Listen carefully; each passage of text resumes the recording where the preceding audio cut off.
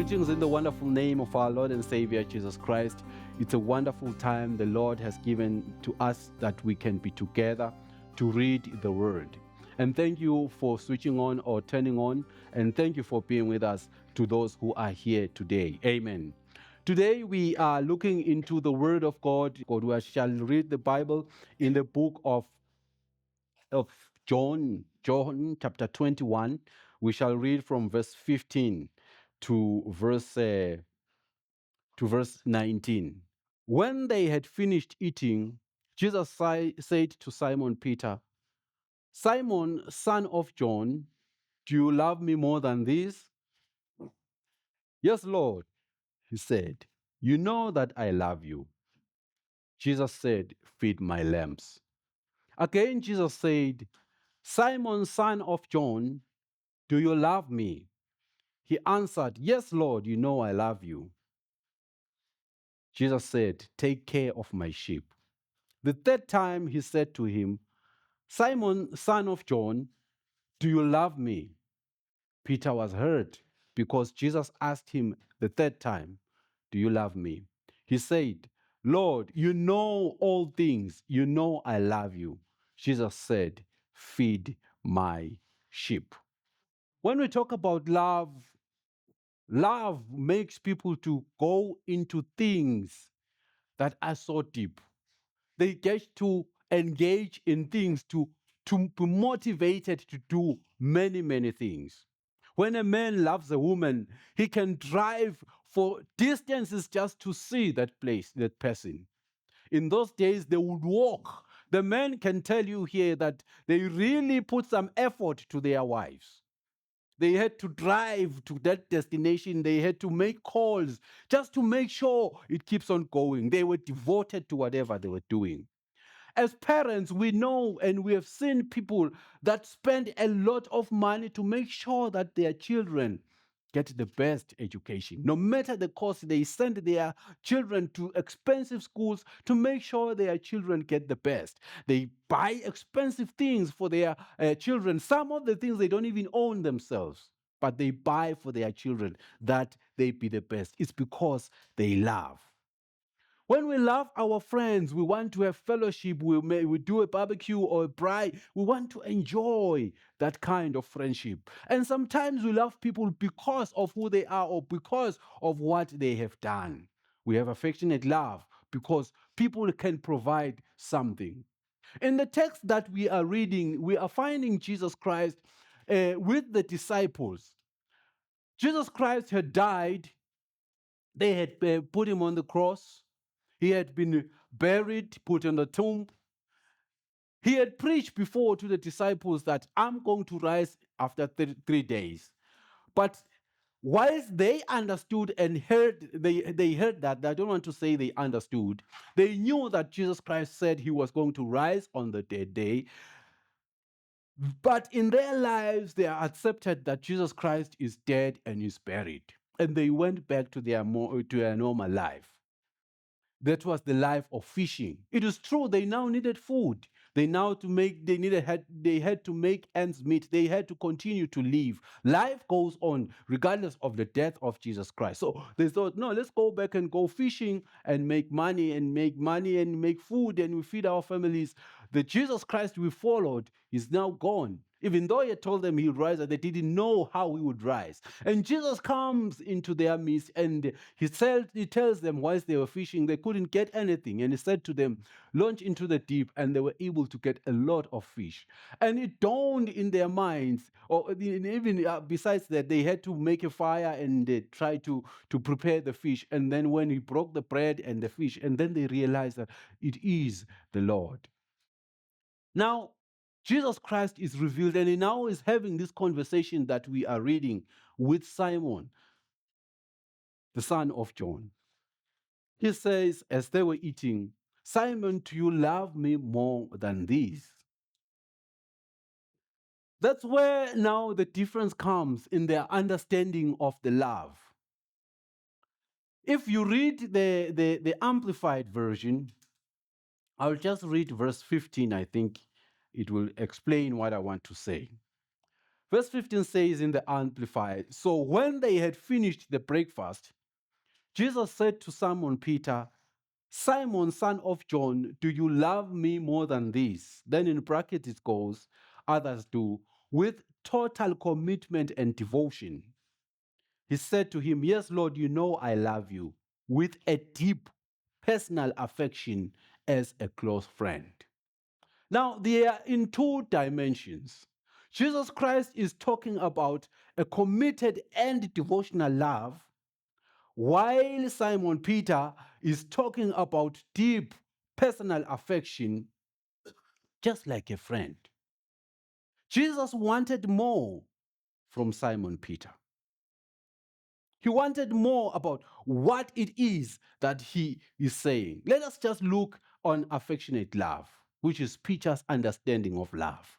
Affectionate love is the love that is characterized by, it's kind of also stable one, but it's built on how close people are, how they relate, and the experience they've had. Because we have walked together, we can be friends.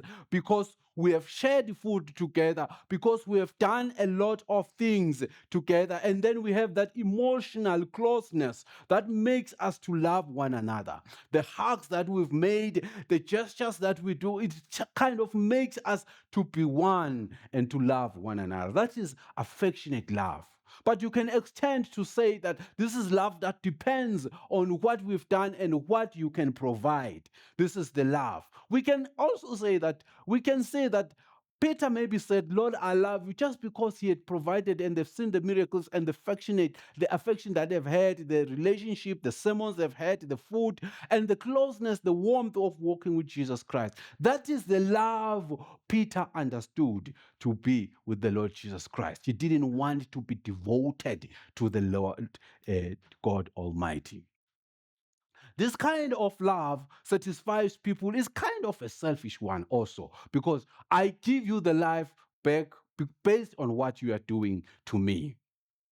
We love you because you are beautiful. I love you because of this. And as people, as human beings, we have this kind of love. I love you because of this. There are even songs that we sing, actually, some of them are quoted from scripture that say, I love you because you first loved me.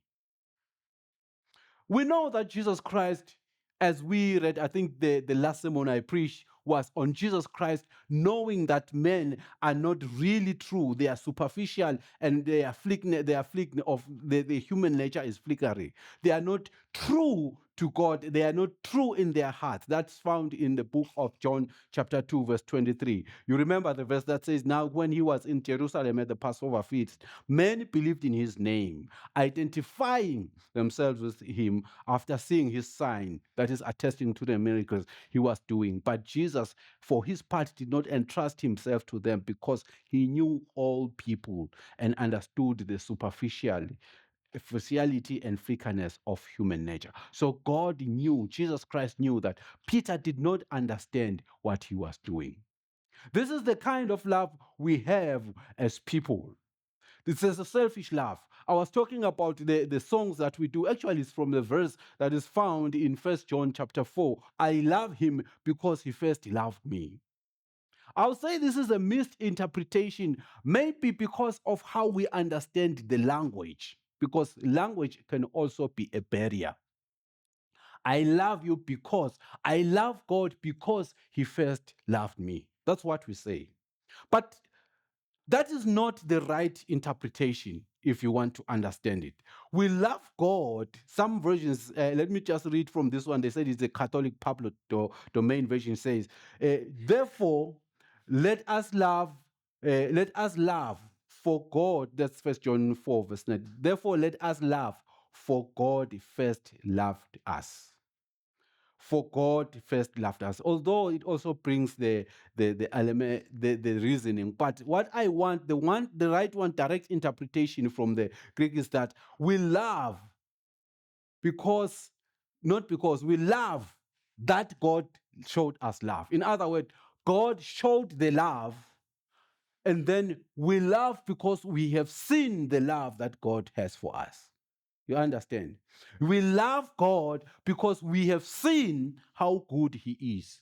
We have seen his love in us. We have seen what he provides. We have seen him worthy to be loved. We feel and we think that we just have to devote to this God who has shown us love. That will be the right interpretation, that we love God because he has taught us to love, because we have seen him love and we realize his love, his providence in his life. Let us reflect in our life.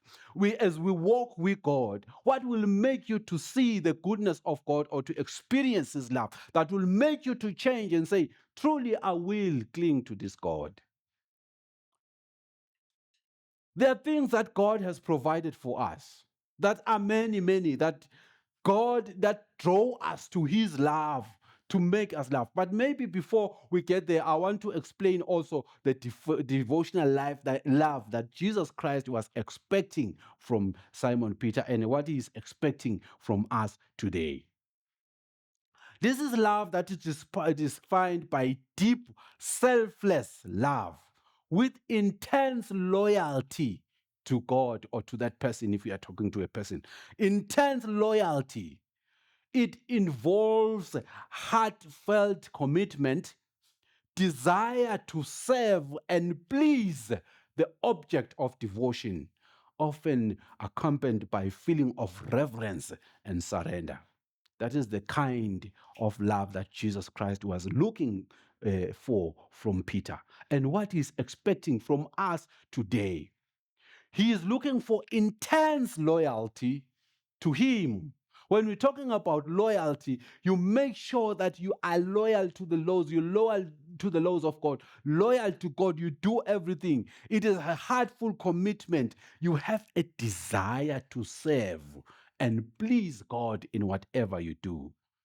This is accompanied by your reverence and total surrender to this God. That's what God wants us, that we completely surrender to him and we are loyal to him and that we serve and please him by the way we live and the way we do things. That's what God is looking for in us. The devotion he was expecting is that everything that we do, let it be to him. Now, if we talk about commitment, that was also defined by the Amplified Version, because Jesus Christ was looking for devotional and commitment and devotion. If we talk of commitment, it's defined as a firm decision to do something. So if you love God, you surrender everything, you are loyal to him, and you commit, you are making that firm decision that I will stand to God, that willingness to give yourself, your time, your money, and all you have to support or to be loyal to this God. It involves your prayer, it involves your reading of your word, it means your dedication, all those things Jesus Christ expects from us.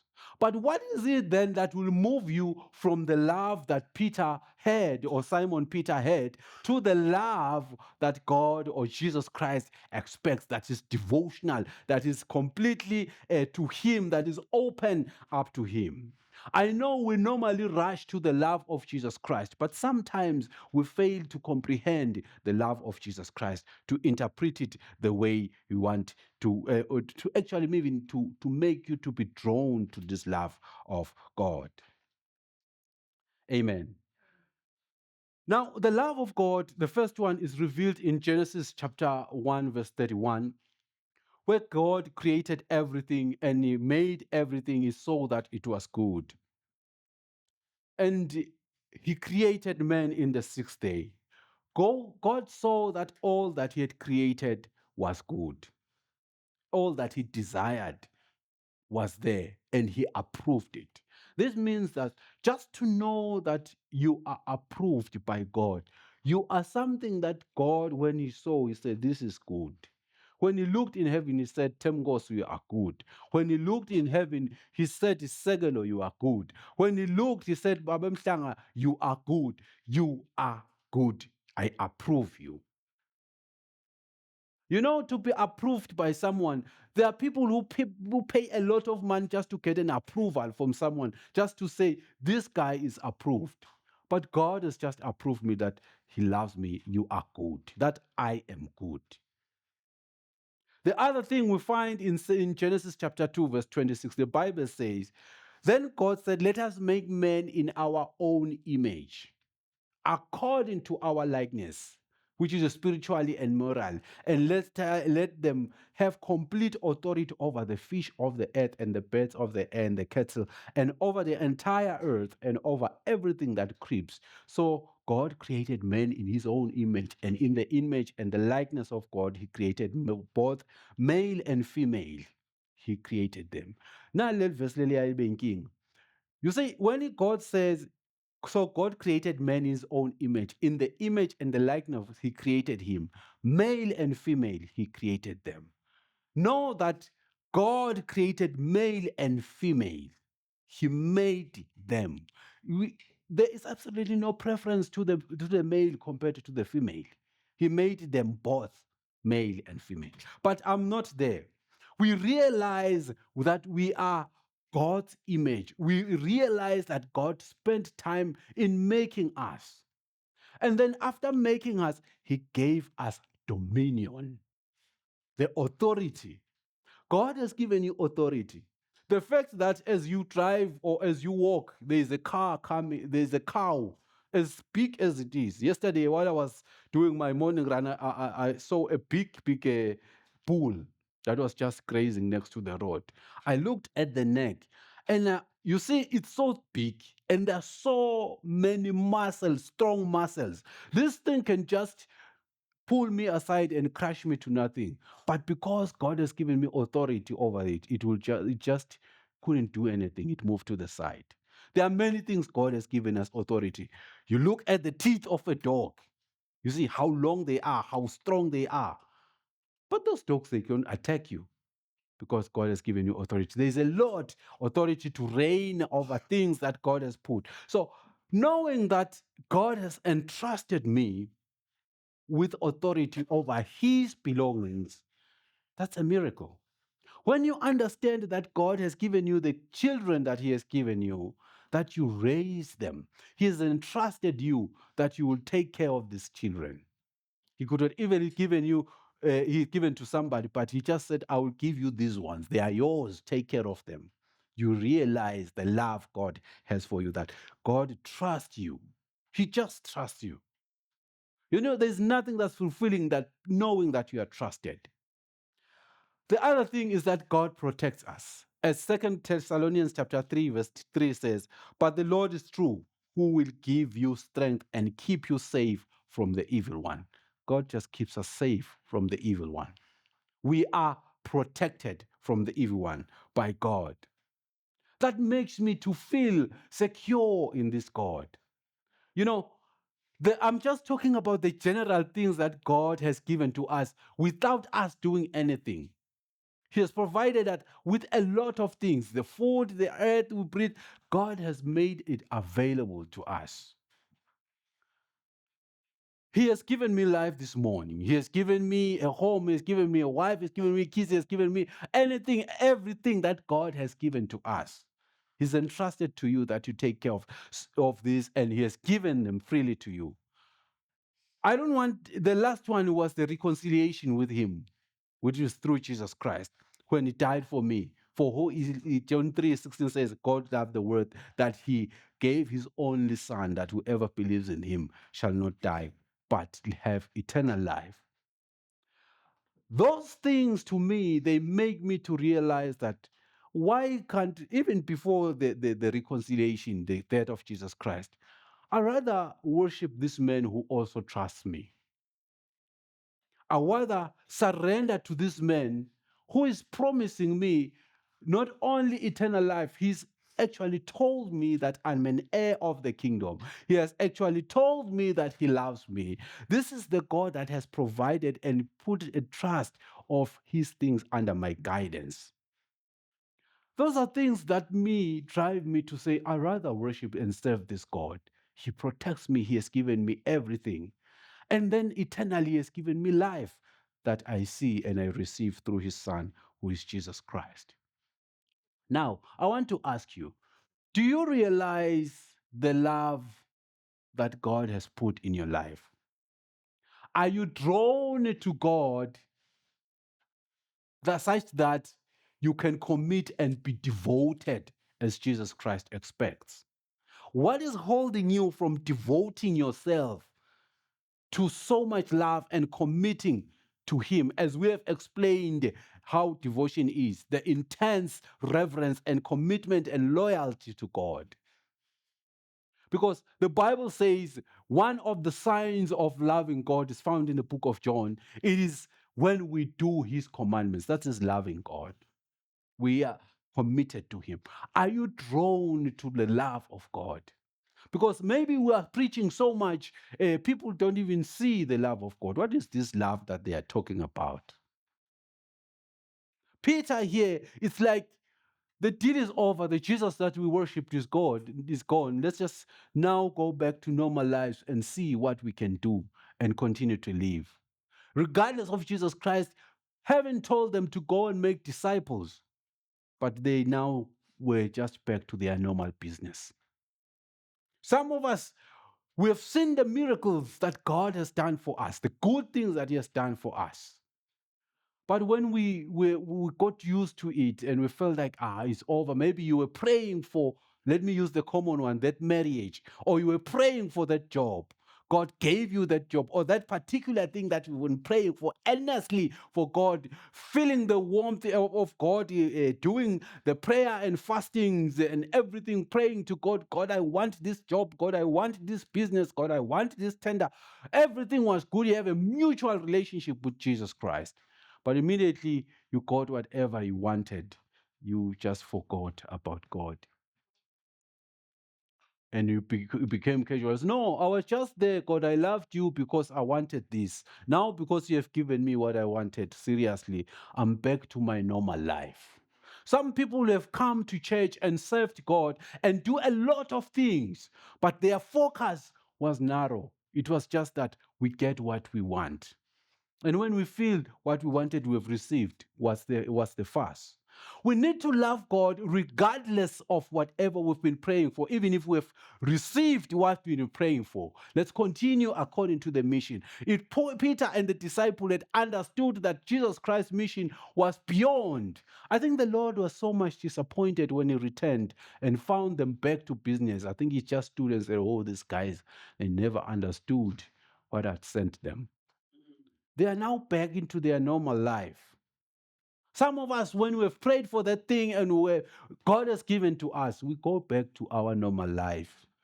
And everything is, if you're praying for that marriage, now you have the life partner, you go back to your life of sin. You have everything. But Jesus Christ wants people who will commit to Him forever and to be devoted to Him. When you realize what He has made you, when you realize the goodness that He gives you, and you realize the assignment that He has given to you. Because one of the assignments is to tell people about Jesus Christ. People should see the goodness of God.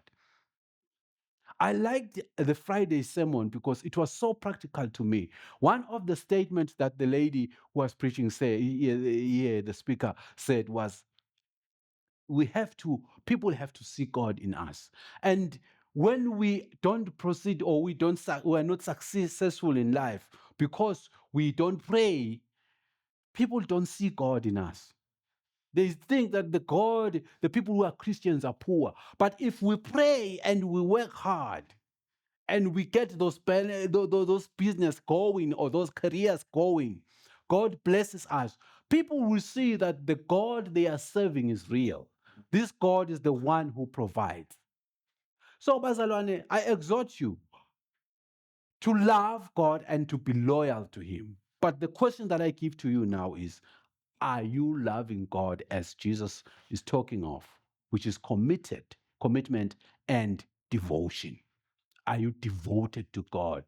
Are you totally surrendering to God? Are you yielding to Him? Or you are just there because it's warm in church? There is a fellowship. God wants us to go beyond this. Let's remove the selfishness.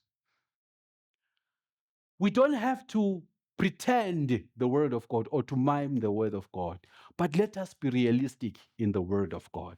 This is one of the things that dawned to me these days, that God wants a personal relationship with me. That is not only on Sundays, or that is not only when I'm fasting and praying. That is not only when I'm praying, but this is a minute, second to second relationship that he wants. And he wants to be grossly involved in all that I do and in all that I decide. Let us practicalize God in our lives, involve him in all that we do. What drives you? Ask yourself this question. What drives you? Are you devoted to Christ? Do you trust him? Do you trust him? If you trust him, why aren't you devoted to him? Why aren't you committing to him? Why aren't you doing his word? Why aren't you doing exactly what he says in his word? God is saying we should remain devoted to him, even if our eyes of flesh do not see the miracles or those things we were those things we thought were the things on the earth. We need to be devoted to him for who he is, as the verse says, that we love him, that he loved us, that he loved, that he did the love. We love him because we see the love in him by bringing his son to die for us, but also by putting so much trust to us, but also to understand that God has invested in us and to understand that what he has made us to be, being heirs of the kingdom, knowing that we have the eternal home in heaven if and only if we stand in his word. So the word today is encouraging us as brethren. Let us be devoted to God. As we close the sermon, ask yourself, Lord Jesus, am I devoted to you? Or I'm just coming to church, or I'm calling myself a Christian just because I want affectionate love? Are you really devoted to God? Are you committed? We are still going to face the time of persecution. Actually, it's ongoing. It's still going maybe to be intense. Can you still remain in Christ, or you'll just say, no, I was just doing it because I wanted convenience? We need to be devoted to God, give our time to him, surrender our all to him, and live as per the word of God, which is the loyalty that Jesus Christ expected from his people. Amen. So if Jesus Christ can come now and say, Petros, do you love me? If he can say, Temgos, do you love me? What will be your question? Will you answer me? Will you answer like Peter and say, Lord, I love you just because I've seen you do things and I've had the fellowship? Or you're going to answer as Jesus Christ said that, are you committed and devoted to him? Do you love God because you are committed and devoted, or you just a lip service? So let's move from the love of God, which is just affectionate because we see him doing good things, to the time where we realize that we have to be committed to this man for what he has done for us, which is forever, which is overwhelming, and the love that he has put to us, the trust, and even giving us his son that we can have eternal life. Amen. Father, in the name of Jesus Christ, we come before you. We thank you for your word that you say, God, today you want real love from us. Love that is committed, love that is devoted to you, that we be loyal to you, that we be loyal to your word, that we be loyal to your statutes, that God, we do as you have said in your word, and that we give our all to you. That's what you want from us, that we will feed your sheep, we take care of what you have said we should do. Father, help us. There are so many things that have made us to be our love with you to be transactional based on what you do. This we see in the way we offer, the way we do things in church or in community. We do it because we want to be blessed. Help us, God, to love unconditional, just to love you for who you are and what you have done for us. We ask, Lord, that it's something that is difficult. So we ask you that you make us realize that and it dawn in our mind. And that can be done through your Holy Spirit. Help us, God, to love you unconditionally, to continue to be devoted in you such that we can face whatever comes and we still love you. And your love, our love for you will stand. In the name of Jesus Christ, we've prayed. Amen.